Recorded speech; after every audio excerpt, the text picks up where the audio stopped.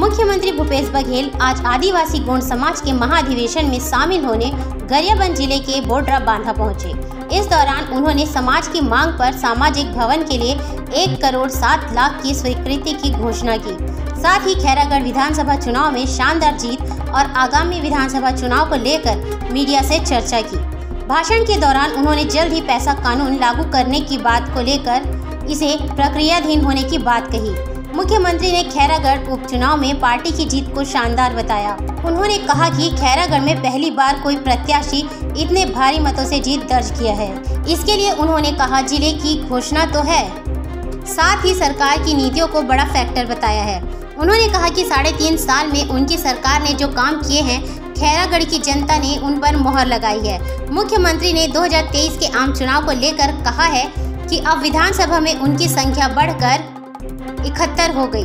आगामी आम चुनाव इस आंकड़े को बरकरार रख कांग्रेस पार्टी के लिए ही चुनौती की बात कही। कार्यक्रम में पहुंचे भूपेश बघेल ने कहा कि समाज में एक से बढ़कर एक महानायक हुए हैं, जिन्होंने जल, जंगल और जमीन के लिए लड़ाइयां लड़ी है।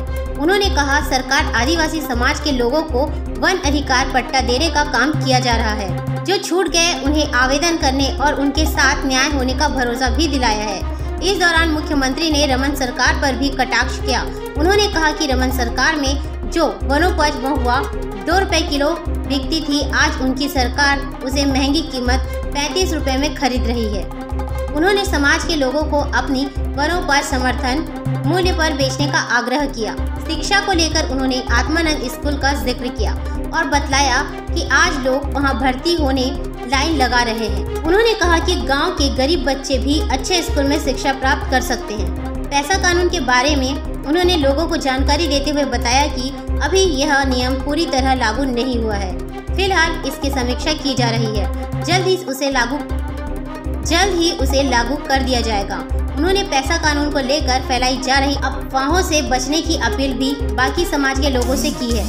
विधायक अमितेश शुक्ल ने सामाजिक भवन के लिए 10 लाख रुपए की घोषणा की। इस अवसर पर विशेष रूप से शिक्षा मंत्री प्रेमसाय सिंह टेकाम, विधायक अनूप नाग, अमितेश शुक्ला, पूर्व विधायक ओमकार शाह के साथ आदिवासी समाज के प्रदेश के बड़े प्रतिनिधि शामिल हुए। मुख्यमंत्री का स्वागत पारंपरिक आदिवासी नृत्य के साथ हुआ। इस दौरान सीएम ने बूढ़ा देव एवं पारंपरिक तीर धनुष आदि की भी पूजा की।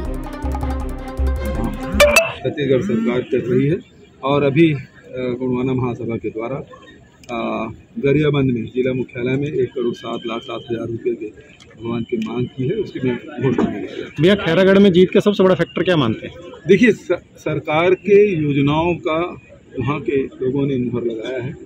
जिला बनाना एक कारण हो सकता है, कोई एक फैक्टर है, लेकिन जो छत्तीसगढ़ सरकार के जो लगातार जो काम किए हैं, चाहे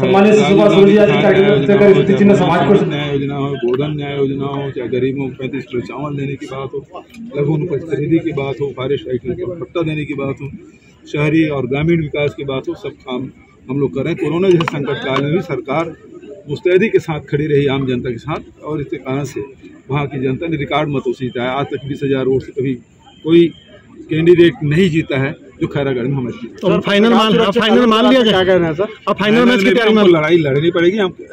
हमको इस जीत से निश्चित रूप से उत्साह हमारा बढ़ा है, लेकिन चुनौती हमारे सामने कम नहीं है।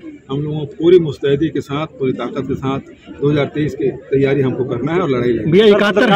आयोजित इस कार्यक्रम में समाज के उत्थान और विकास के बारे में चर्चा हुई। छत्तीसगढ़ सरकार हमेशा आदिवासियों के हित में लगातार काम कर रही है, चाहे फॉरेस्ट राइट एक्ट के तहत हो, चाहे लघु उपज खरीदी की बात हो, चाहे तेंदुपत्ता 2,500 से बढ़ाकर 4,000 प्रति मानक बोरा करने की बात हो, चाहे अभी गौठान के माध्यम से लोगों को रोजगार से जोड़ने का काम छत्तीसगढ़ सरकार कर रही है। और अभी गोंडवाना महासभा के द्वारा गरियाबंद में जिला मुख्यालय में 1,07,07,000 रुपये के भवन की मांग की है, उसकी मैं घोषणा मैंने किया है। भैया खैरागढ़ में जीत का सबसे बड़ा फैक्टर क्या मानते हैं? कम नहीं है। हम लोगों को पूरी मुस्तैदी के साथ, पूरी ताकत के साथ 2023 की तैयारी हमको करना है और लड़ाई लड़नी है। 71 हैं। 71 हो गए, वो हमारे लिए खुद के जो हमारा रिकॉर्ड वो हमारे लिए चुनौती है।